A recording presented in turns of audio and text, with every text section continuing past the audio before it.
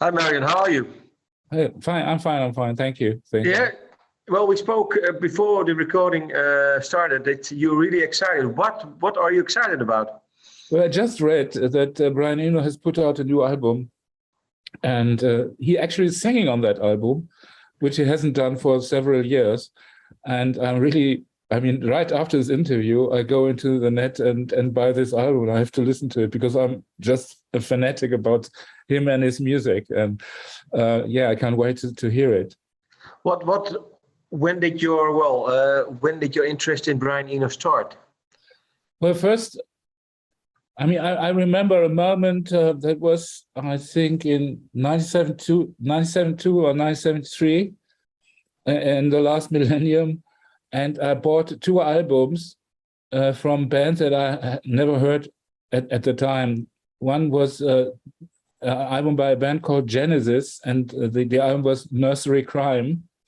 And the other one was Roxy Music. But I never heard about this up to that day. And when I was listening back to at home, I was absolutely stunned. And they were completely different music, Genesis and Roxy Music, but both were kind of direction that I never heard before. And in the Roxy Music unit, there was one person that, from the looks and from everything, I found absolutely interesting, because at that time I just started to become a big David Bowie fan, and there was this being called Brian Eno, with long hair and this makeup and all these things, and he created really strange sounds. I mean, Roxy Music at that time, they did really quite rough rock and roll music, very much inspired from the 50s, from the late 50s, in a new context, in a kind of lacquered context. And in addition to that, Brian Eno brought this really outstanding otherworldly sounds, and this combination was just really at that time a very fascinating experience for me, and a very inspiring thing also. And from that moment on, I was following what Brian Eno, whatever he did, and he changed his styles and his interests in many ways, like Bowie actually. And so every new album that he did was a complete new experience and a new idea, and it was always very, very inspiring for me. So Brian Eno and Bowie were really a great inspiration. Probably not influence. I mean, I cannot trace it in our own music, where this influence really made something with our music. But yeah, I was just following wherever they would go musically. And then in the late 70s, they even worked together, Bowie and Eno, that was just a fulfillment of a dream. And the results were also absolutely breathtaking. And then they even did it in the same town where I lived at the time, in Berlin. So, yeah, there was lots of really exciting moments. And then, well, can you say what you said that Brian Eno and David Bowie? Well, you can't really trace it back in your own music, but I think, well, you can hear that you're influenced by them, or that they are in inspiration. What were you doing when you listened to those albums? Early 70s. You were 18 years or something. What were you doing with music back then? I didn't do any kind of music. I was just a devoted fan of other people's music, and just a regular person in that respect. Actually, I had a very hard life at that time, in West Berlin, and I was from time to time I was really, especially in summer, I was practically homeless. And just had daily jobs and stuff like that. So, yeah, and then I met this guy, Bernard, and he thought it would be an interesting idea to make music. I said, how can we do music? My intention was to become a painter, actually, and then Bernd says, yeah, you know, we have this, they have this new equipment, this new, you don't have to learn an instrument or so. You can do that with drum machines and with sequences and stuff. So, so we started working with these toys. I mean, they were like just little toys. And from very first moment on, we create our own music. We compose our own. We never did cover versions of other people's music, but the fascinating thing for us was that with this equipment, we were able to construct. I mean, in the beginning, it was like a construction thing, construct our own music, and which later on then we composed music. But in the beginning, we were constructing them. And that was the beginning of Alphaville, you know, 79, 80, something like that. I mean, the big, really also a very important moment was the single the first single from Orchestra Maneuvers in the Dark, Electricity, because that music sounded exactly what we were doing at the time, and that was the first moment where we thought, okay, we're not the only ones out there. You know, there are some other guys, you know, which also coming from maybe from a complete different angle, you know, coming into the music, just like us as amateurs, as lovers of music, as fans for great artists. And that was really a strong, made really a strong impact on us, you know. But I think you wrote big in Japan in 1979. What was I think the band was officially formed in 1982. When you wrote big in Japan in 1979, did you think, well, we are onto something? This might actually work? It already worked, because what we were interested in was writing music. It was not like that we would have never thought that we could make a living out of this, or that we would ever have success, or, you know, all these amazing things that happened from 1984 on, you know, which was just outstanding and otherworldly. It was just the fact that we could write our own music, and that we played it to other people, and to our great astonishment, other people liked our music too. And then suddenly there were even other bands which had the same background as us, like Orchestra Maneuvers or Tubeway Army, or, you know, all these bands. And yeah, and we were not just nerdy people, you know, which were doing secretly music in our bedrooms, but there were other nerds outside, you know, and suddenly we were part of a movement, you know, of a nerdy movement of people who constructed music with machines, you know, which was at that time a complete new thing. And yeah, and I mean, that was the start. But the interesting is also because you said you had ambitions to become a painter, but actually your voice, I think it still sounds great to this day. When did you actually when were you aware that you actually had a good singing voice? Well, singing was just the thing that that it was the greatest joy for me, you know, to sing always. When I was a child, I was listening to lots of classical music, because at that time in the late 50s, that was the only music that was playing on the radio in Germany, basically, apart from some Schlager stuff. But even that was quite rarely. So basically it was orchestral classical music from the 19th, 18th century. And Chopin, Mozart, Beethoven, Bach, and all these things. I was 7, 8 years old, or even younger, and I was singing along when I listening to the music on the radio. I was singing along with the tune, with the melodies and stuff, and it was just, I really loved that music, and it was really, it had a great impact. It had such a great emotional impact on me, you know, that sometimes I was sitting in front of the radio and was crying because the music was so beautiful. And my mother caught me, in one of those moments, and she said, "What happens? You know, why are you crying?" And I said, "I'm listening to the music, and I can't explain it. You know, I listen and it makes me crying. And said, "You're not going to listen to this music anymore." You know, and so in other households, you know, the children were not allowed to listen to rock and roll music. In my household, it was like I was not allowed to listen to classical music. But what did your mother think? That you were actually getting maybe you were saddened by the music, or there is a strong connection between sadness and beauty, because beauty probably reminds you about that all things fade away, because beauty is just a moment.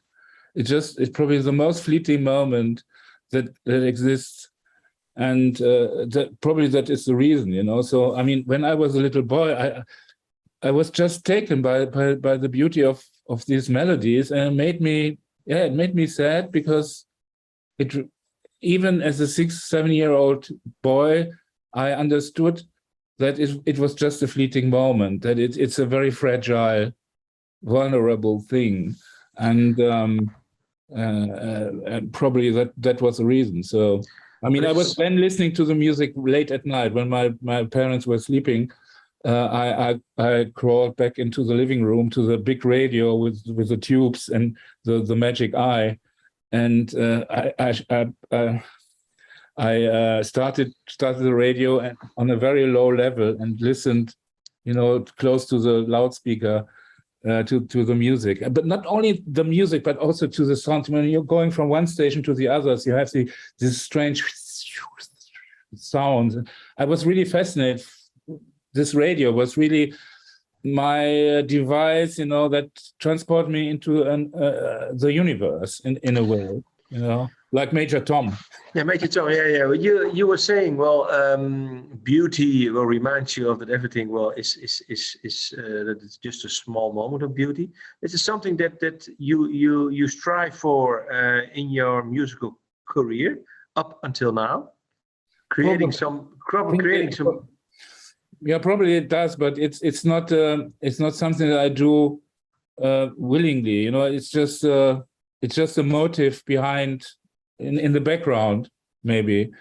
But it's just a fact. I mean, it is like that. Beauty is a very fleeting and vulnerable thing, and it only exists in very short moments, and in very short moments it gives you this happiness and this joy, and then it's gone. You know, it's like a very beautiful person that comes and goes whenever it likes, and you have no, and the only chance to experience that is probably through art. You know, art is the only way to, and art is not only in those things that we consider as regular art, you know, but there's also art in mathematics, in proportions, in technologies. You know, art, beauty is everywhere. Is you know, it is the whole universe is a construct of many beautiful moments. You know, but is it for you? Yeah. A never-changing space of beautiful moments. But was it, when I read, well, you've released this album now, and was it for you? You said, as it if were actually the first Alphaville album. Is it something that you had in your mind really long to actually create this sonic adventure? Well, I mean, the idea to do an orchestral album is not very new, and it's not very original, you know.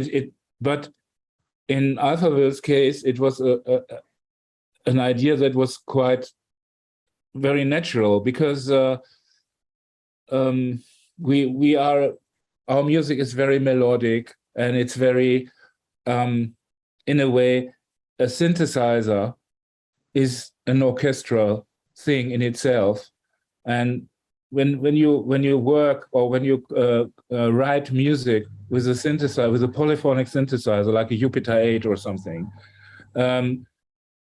it is there are two ways of composing a song.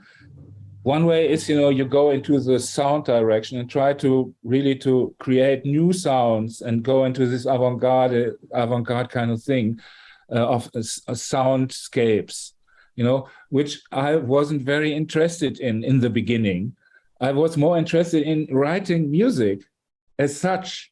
And suddenly I had this gigantic canvas, of possibilities where I had like brass-like sounds, violins-like sounds, and drums, and whatever I wanted, So, and I had it all, in this one instrument. So the synthesizer for me was just an orchestral thing, and the character of the music, it influenced the character of the music very much. So I think when you're listening to songs like Lassie Come Home, for instance, which is a song from our second album in 1986, it's a song that almost craves for, to be released again, in an orchestral environment. And many, many other songs from their inner nature, from the inner core, are exactly like that. So yeah, we had this idea that sooner or later we would arrange the songs in a way that would realize their real character, But it was not. There were always so many other things which we found more important to do, and then the pandemic came, and suddenly we had lots of time, and there was an orchestra around, the Babelsberger Film Orchestra, which is an orchestra you can only dream on to work with, and they also had time, and it was just a golden opportunity. So we said, okay, now we're doing it, and then we selected 23 songs from the Alphaville repertoire, and and wrote arrangements together with two really experienced guys, Max Knoth and Christian Lohr, and and it was just, the idea behind it was not that we would just play our songs accompanied by an orchestra that would just follow us, which is probably the usual way, but which was absolutely uninteresting for us. What we wanted was using the orchestra as a kind of filter, as a kind of synthesizing machine, put our songs into this machine and surprise ourselves with the outcome. We wanted that there would be like changes in the music, that it's not just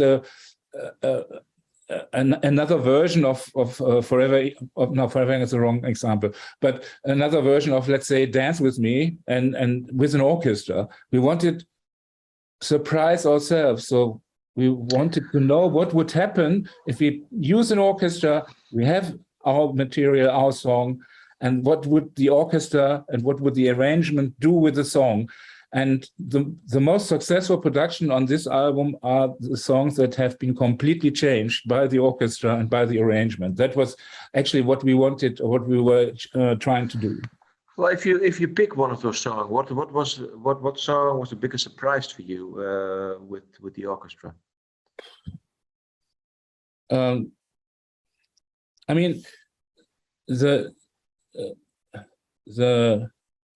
The most minimal surprise was actually Forever Young, because Forever Young was, when we wrote Forever Young, we had this orchestral thing in our minds, and Forever Young is not in its original version. It's really not a typical 80s song. It's not really in the context of the 80s. How 80s songs sound like. It is a quite unique thing, because it is nothing else than an imitation of an orchestra. You have these trumpet solos, you have these big sounds in the choruses and everything. You have these voice sounds in the beginning. So it's almost like a soundtrack for an imaginary movie or something. And when we did Forever Young with the orchestra, we just did a redo of the original version, because that is what the song in the beginning was meant for, and that was what I meant when I said this is probably the album that we should have done as our first album. It basically concerns the song Forever Young, because when we did that song in 1982, when we wrote it, we just thought, yeah, we could, that should be done with an orchestra, but we had not the possibilities to do that. You know, so we did it with a Jupiter 8. That was our orchestra. And now we had the chance to do it with a 60, 80 piece orchestra now. And we just played it like the original version. But many other songs, like Dance With Me, for instance, you know, had been changed completely by the orchestra from an up-tempo to a ballad-like thing, you know, which lots of different musical instrumental parts and everything. And that happened to many, many of the songs. You know, Let's See Come Home is another example, for instance, for, you know, that very, very similar to Forever Young. So we did not have to do many changes of this song, because this song from the very beginning, in its original version, was already an orchestral version, you know. So there was another song in question for this album, which is Pandora's Lullaby from our 5th album, I think, which we did not put on this production, because in its original way, it was already played with an orchestra, so it did not interest us very much, and put it on this album. We were more interested in having songs that maybe are really sound-wise and compositionally more distant, you know, from the idea of an orchestra, and put it into that field. Yeah. And well, referring to the little boy who was listening to classical songs on the radio and now doing this project, are there some similarities? Are you going back to, well, the symphonic, the classical arrangements now of your own music? I mean, we already did. I mean, there was this closeness all the time. As I said, you know, we were using our equipment not in this avant-gardistic soundscape kind of thing. I mean, in the beginning, we did not do it like that. Now we're also interested in, you know, in creating interesting sounds. But in the beginning, it was basically a tool for composition and to have different voices, you know, to have guitar-like voices, and so it was basically an imitation game. Yeah, and yeah, but I mean now for you, because you're working with the orchestra, and does it have some similarities to the sounds that you heard when you were a little boy listening to classical radio, or is it something completely different? That's a good question. I don't know. I mean, I really I can't remember what. When I was listening to classical music as a little boy, you know, I wasn't thinking about creating music myself. That was just a thought unthinkable for me. No, but I mean the feeling that you got. I mean the feeling did you get the same feelings while hearing those songs with an orchestra?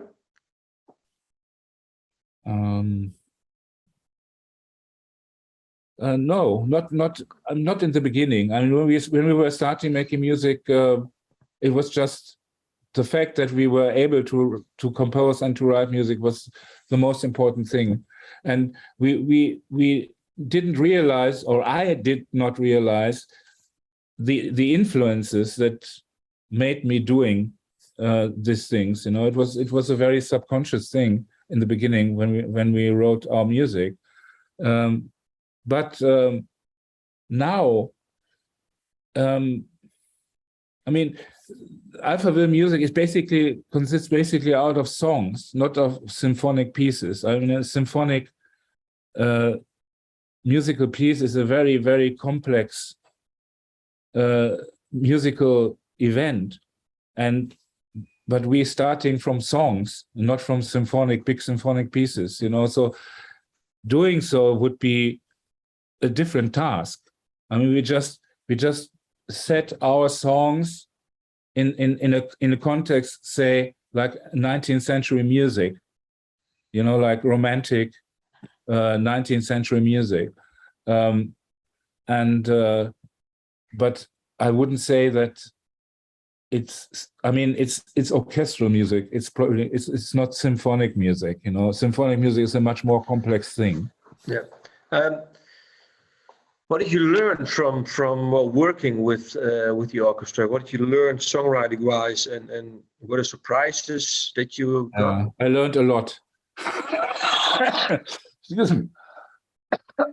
I learned really a lot, because I learned a lot about discipline, about management, about logistics, about patience, you know, about communication, because it's really a big thing, organizational, you know, when you work with a big orchestra. When when you normally do an Alphaville production, you have like 3 or 4 other members around sitting in a studio where you are in complete control.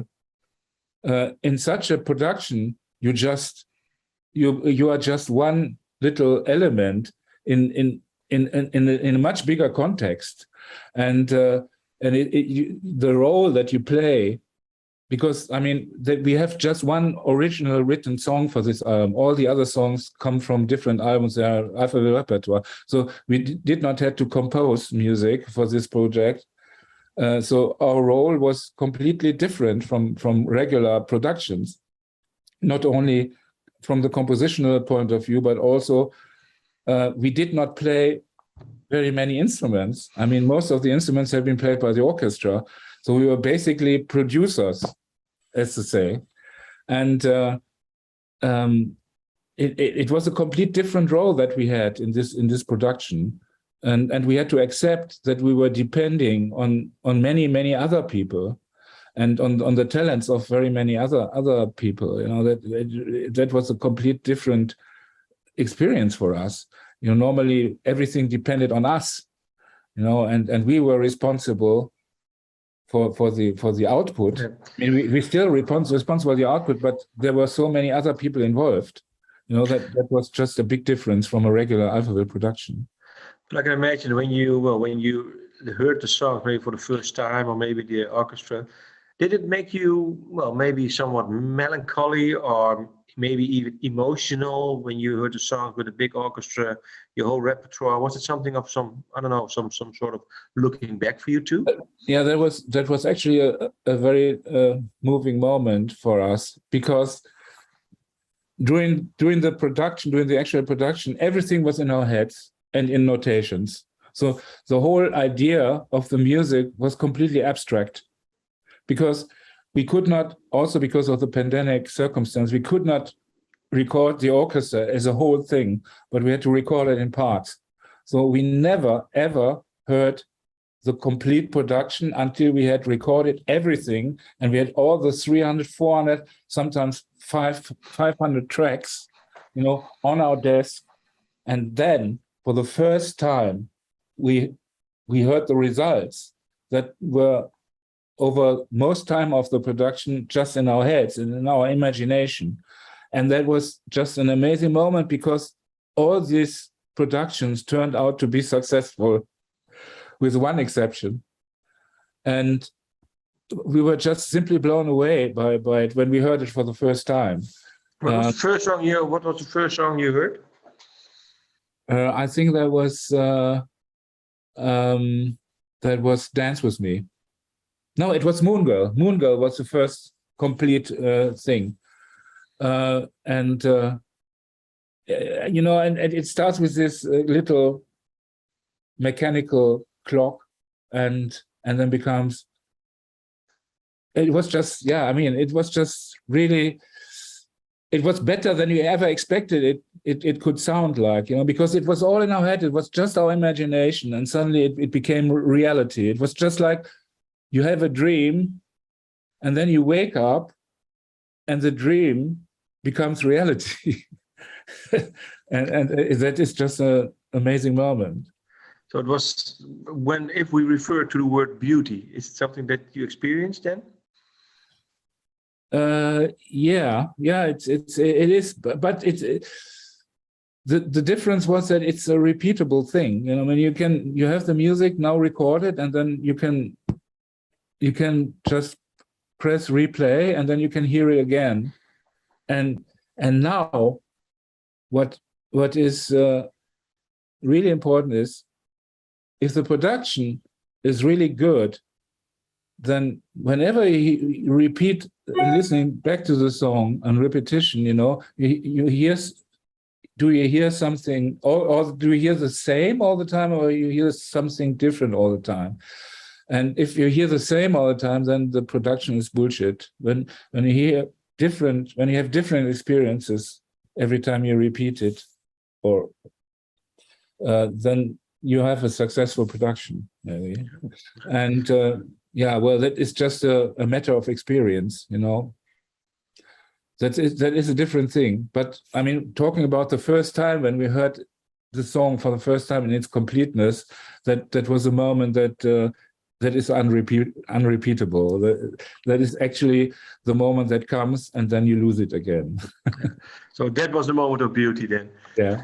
Yeah. Last question. How is this experience influencing your new album, Thunderbaby? Is it influencing Thunderbaby? I was hoping not, because I follow a complete different plan on this production. But I have to admit that it will have an impact on influence on the upcoming album, and it will change a couple of the songs that we already have composed and recorded. And yes, we will probably involve orchestral bits also in this next production, but not as the main thing, but more like in addition to many other things. Because I mean, we have so many new ideas that by working with the orchestra and possibilities that we were never aware of before, and it would be just stupid not to use them in upcoming productions. So yeah, it will have an impact and influence on our upcoming album. Yeah. Last question. Have you ever met Brian Eno? No, I never met him. I never met David Bowie. I attended a couple of his concerts, actually. But what I have is, wait, I can show you that. It's here on my desktop. I have this. It's yeah. You know what it is? Yeah, it's a Peter. Yeah. It's called Oblique Strategies, mm-hmm. and it's a game of cards that is invented by Brian Eno.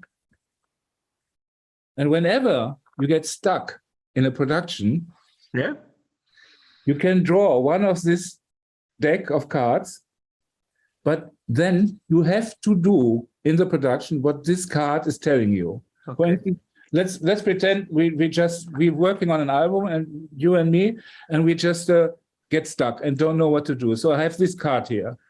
I don't know what it is. So I turn it around, and it reads, "Is it finished?" For instance. And I say, hey, yeah, that's an interesting thing, because we have here a problem and we cannot carry on because it's finished. It may well be. There's actually another trick that I sometimes do, and it may sound very childish and very teenager-like for a 68-year-old man, but sometimes when I'm getting stuck and I don't know what to do, I'm just asking myself, what would David Bowie do? And I mean, I don't know what he would do, but it gives me, when I think about that, it gives me a different perspective on the problem, and that sometimes it's really a help to think like that. But is there one thing, one problem that you encountered while with this project, and you pop this question, what would David Bowie do? No, actually not. Not in this production. No, it never came up, because it was just it. I think the music, our music was just waiting, for this chance to be to be produced in this way. No, but I mean, is there one other thing, one other musical problem that you encountered the last 10 or 20 years where you actually popped the question, what would David Bowie do? Oh yeah, I did it a couple of times. But what was your answer back then? How did it help you?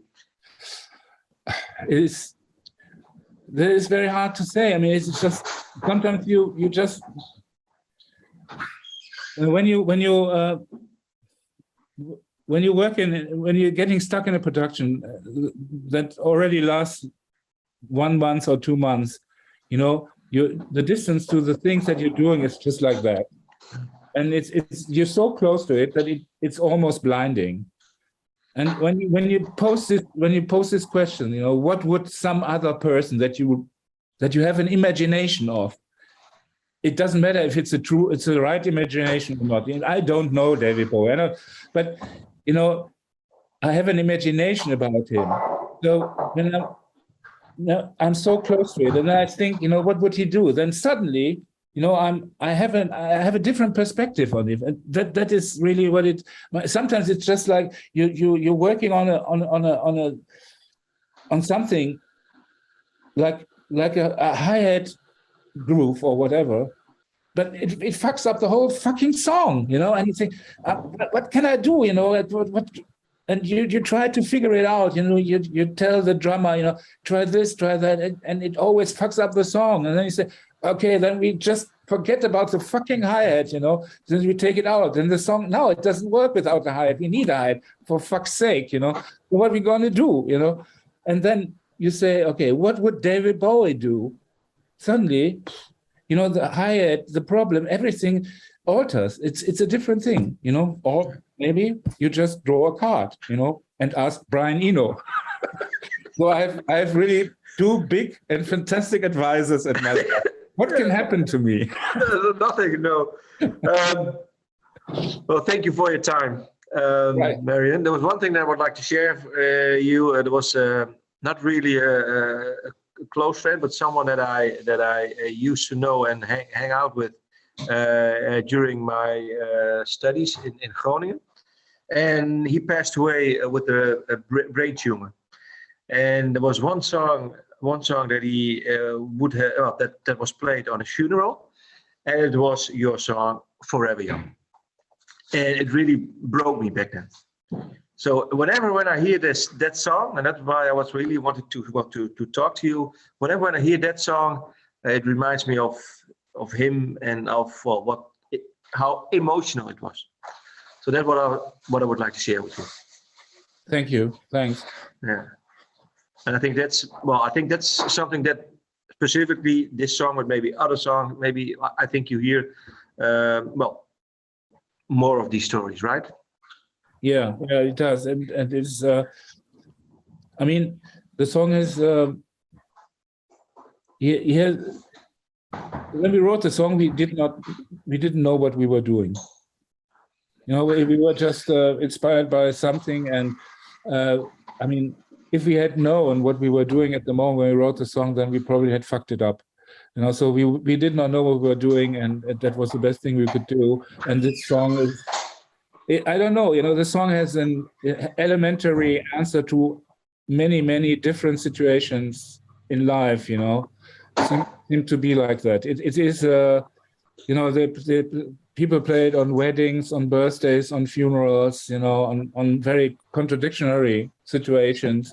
And each time the song seems to have a notion or an answer or a message, to this different situations, and it's just, yeah, I mean, it's very moving when I hear those stories. It's really very moving, and I'm very grateful for that something that gave us the idea to write this song, but it's probably not only my responsibility, it's somebody else's responsibility. But is it something does this song, does it do the same for you too? Or is it just too close for you? Or